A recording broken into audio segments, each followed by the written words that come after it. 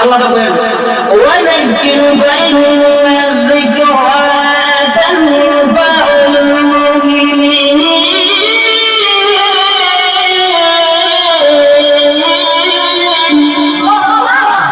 আল্লাহ রাব্বুল আলামিন বলেন ওয়াযাক্কির আপনি ওয়াজ করতে থাকেন, আপনি বয়ান করেন, কারণ এই বায়ের মধ্যে মুমিনদের জন্য কি হয়েছে? তানফাউল মুমিনিন, মুমিনদের জন্য উপকার হয়েছে, ফায়দা হয়েছে, লাভ হয়েছে। বলি সুবহানাল্লাহ। এবং নবীজি নাই, নবীজি নাই বলে কে বলে বলতে এখন আপনারা জানছেন ওয়াজ দ্বারা কিন্তু অবশ্যই না হয় আমাদের নাম মানে না আল্লাহ। এই জন্য বাবা মুরব্বী বাবা যুবক ভাইয়া আপনারা সামনে বসেন, আপনারা খানা বলবেন। আর আমি যে বলবো আমার সামনে যারা আছে মানুষ নাই বলো যদি বলি না সবাই অবস্থান বিরোধী কথা হয় না।